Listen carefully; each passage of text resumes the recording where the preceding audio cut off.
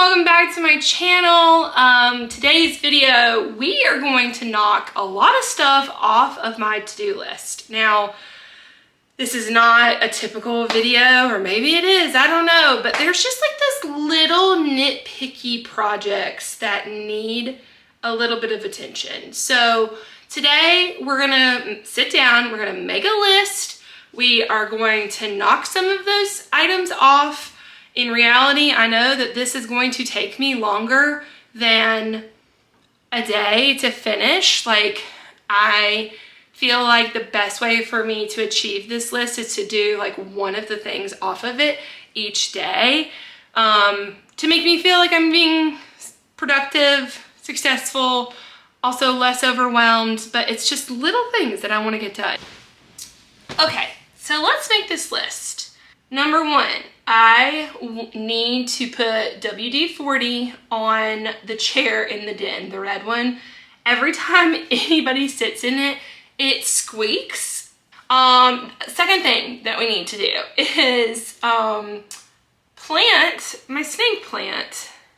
I have had this in my house for the last 3.5 weeks and have not done anything with it. So it's time to get it out of its nursery pot and plant it in a nice pot. We need to caulk around trim in the kitchen. Also, I need to patch the ceiling in the mudroom.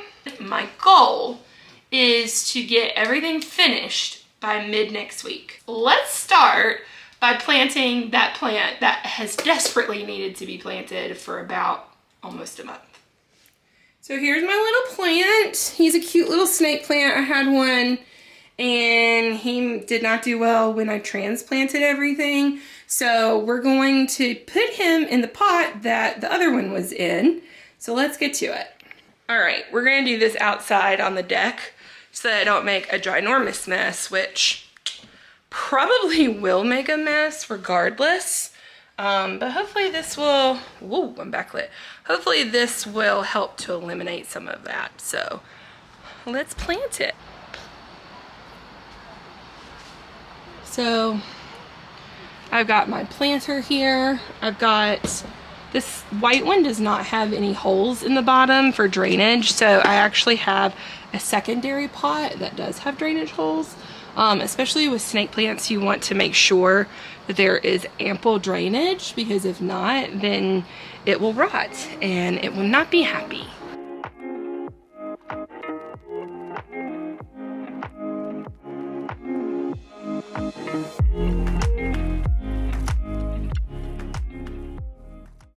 Okay. Oh, this came in a double pot. So obviously I don't need 2 pots, but like, look at how root bound he is. He desperately needed a new pot. He needs some room to grow.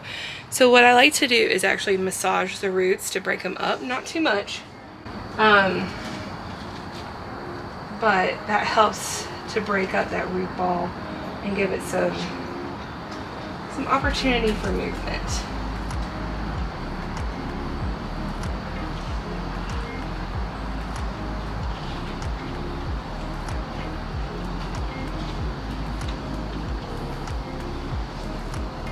Alright, now he's got plenty of room to move around. I'm going to top this off with a little bit of dirt and we'll be ready to put it in the other pot.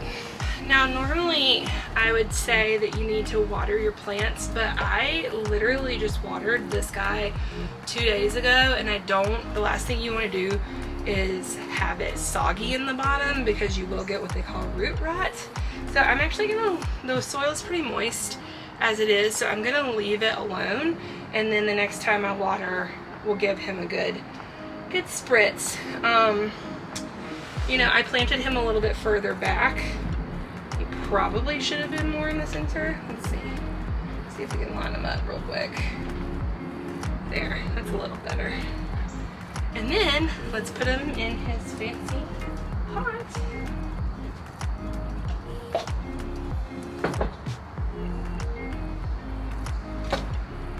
Ta-da!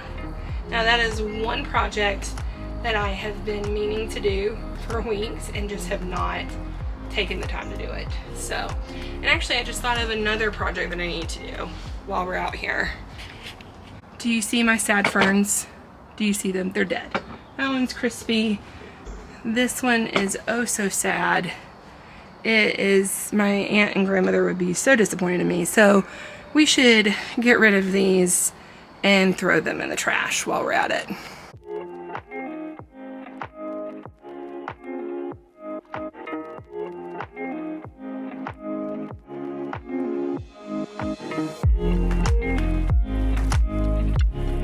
Now, one thing that I like to do for all of my houseplants is actually save. Ooh, there is a stink bug. We're just gonna let him go over there. I just blew off this deck, so I should probably move this from here before we do this. But I will talk about what I'm thinking is I always try to hold on to the plastic pots from the nursery. That saves me anytime I want to do a house plant or I need to repot something outside, and it makes it very easy to have on-demand pots and not have to spend money to go buy things that are not pretty, and it's sustainable and keeps things out of the landfills, which is always a win. So I'm going to take these off of the deck and then we're going to dispose of them so that I don't have to re-clean the deck that I already cleaned when I blew all the leaves earlier today. Better to do work once instead of twice.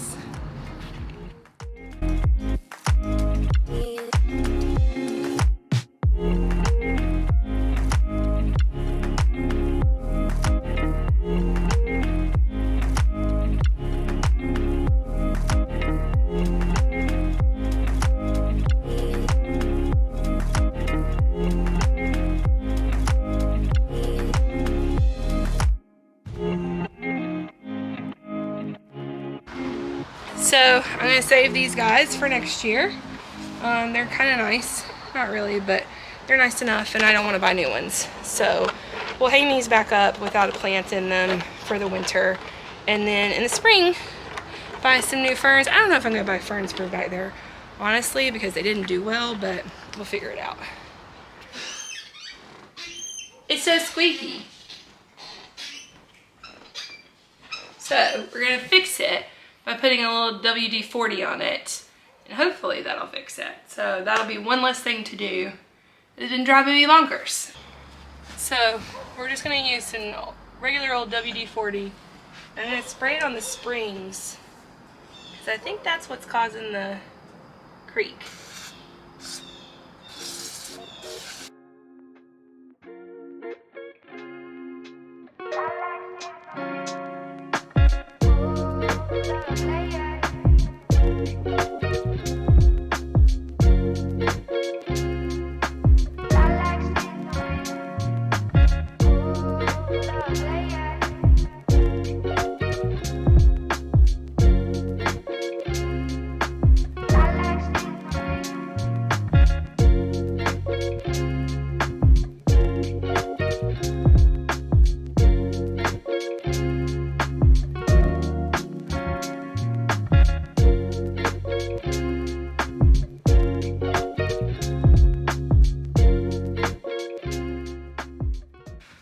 So here's the hole I need to patch.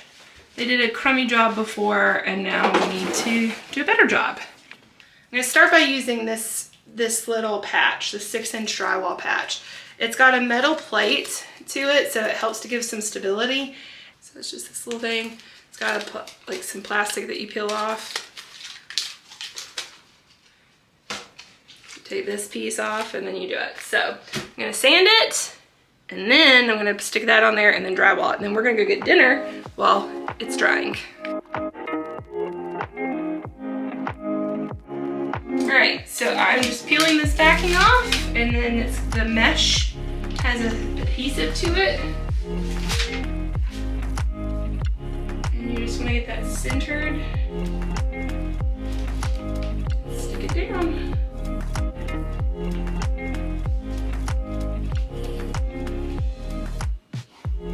All right, I'm just gonna use my handy dandy putty knife as well as some Duratex. Is that what this is called? Dry Dex. So this is really great because it goes on pink, and once it's dry, it turns white, which is wonderful. So this is like spackling. So we'll do that, and we won't have to prime it. It won't shrink, it won't crack according to the label. I got this for when we were filling in our paneling, our wood paneling. We didn't want to take it down because we'd have to take the trim down and and remove bookcases, the whole thing. So our painters and contractor actually said, just fill in the gaps and skim coat it basically. So that's what we did, and we used this and it held up really well. So I'm gonna be using that again.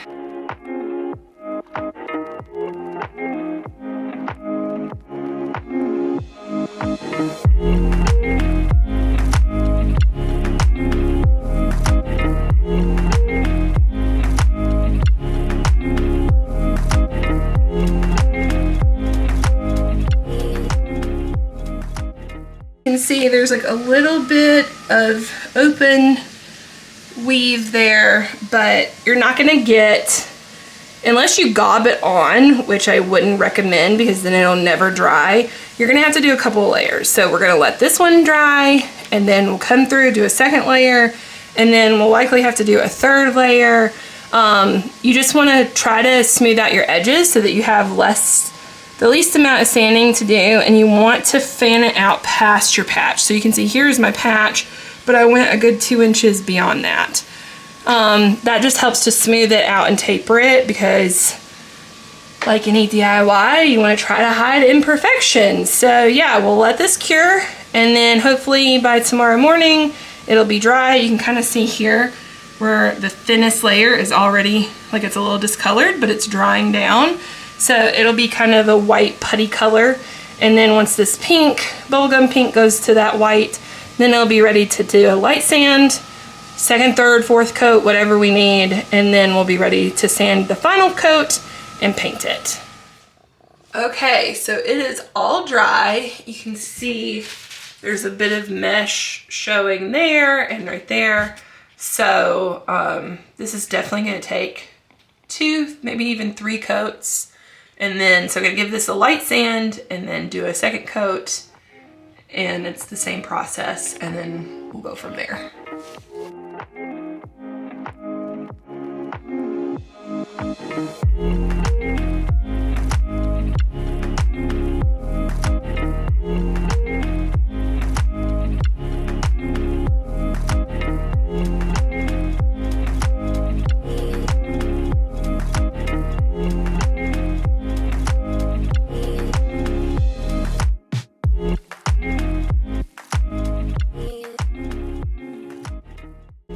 Alright y'all, I've got it all ready to be sanded. It's all dry.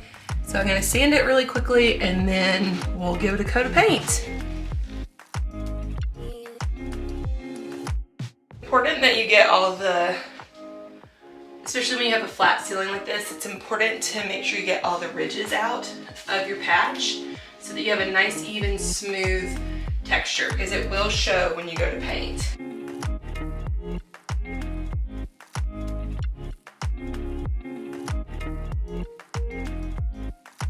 When you're sanding, you want to make sure that you sand in multiple directions, as to make sure that there's no ridges or grooves where you sand.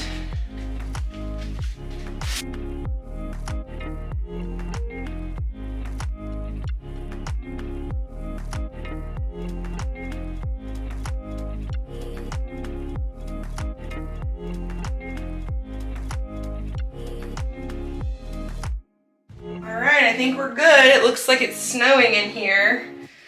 So I'm gonna wipe this down with a wet towel to get any of the excess drywall dust off of it, and then we'll give it a coat of paint and we can call this project done and clean up all of this mess that I've made.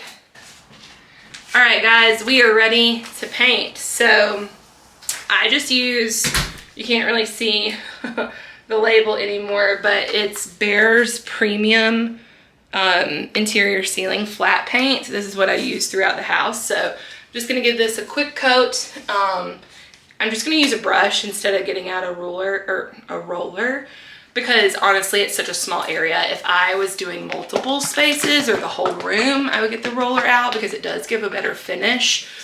But I'm not gonna do it. Like, I'm just not gonna do it. Lazy girl.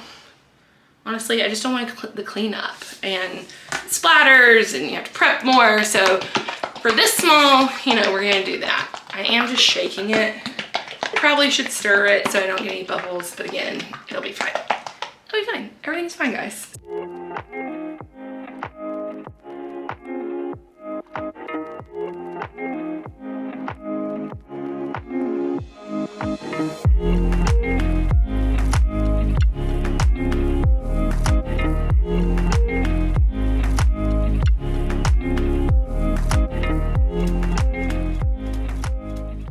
So another thing that has been driving me bonkers is that we have had to keep some of our seltzer water out, and the whole point of all these cabinets were to keep it nice and clean.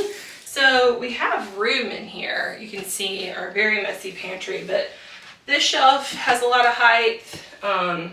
This one, we have a little bit of extra height and whatnot. But down here on the bottom, we can only get one box of water. Sorry for the noise. I think I want to raise these 3 shelves to gain some of that space back, and so that I can put all of our seltzer water in there. I'm going to start by pulling everything out of these cupboards, and then we have to use, while it's great, IKEA requires the pegs that hold the shelves to use screws to hold them in place, which means they're very sturdy, but also it means that for every shelf I move, I have to move 6 screws. So that's 1, 2, 3 times 6. So I gotta unscrew and screw back in 18 screws. So this is gonna take me a little while. So enjoy this time lapse.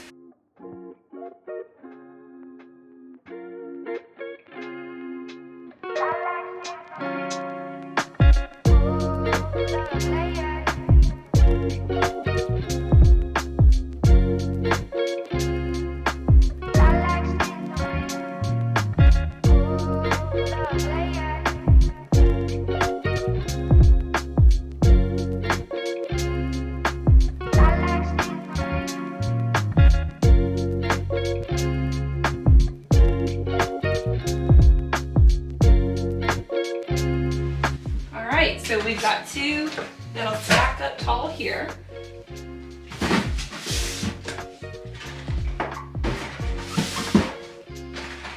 Get 2 in this way, and we can get 1 here. So now we've got all of our water situated, which is amazing. That makes me so happy to not have that on the floor. All right, so before everything goes back into the pantry, I'm gonna check expiration dates because there's no sense in keeping stuff that is not good. So I found this, it expired in 2020. So we're gonna toss the powdered sugar. My flax beans are bad, so clearly have not been using those. My oats are still good. All of my other baking stuff I know I'm good on, so that's all good. We kept things so that we knew how we had it organized prior. We kept things in like little piles on here. So I'm thinking most of this is good. This expired in June. Not eating breadcrumbs anytime soon, I guess. Oh no, your stovetop went bad.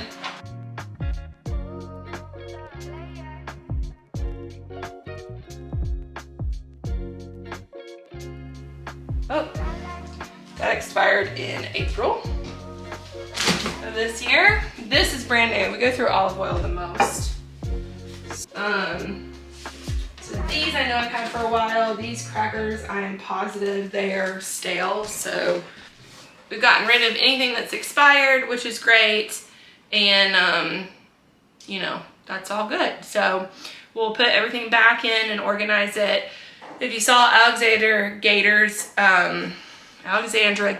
video this week, she got all these beautiful organizers, and like for her it works.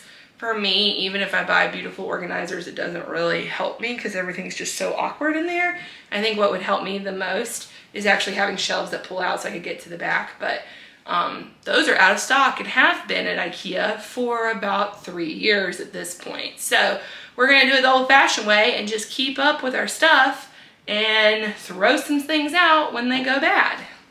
Okay, so we've got them all done, and now we just gotta restock the pantry.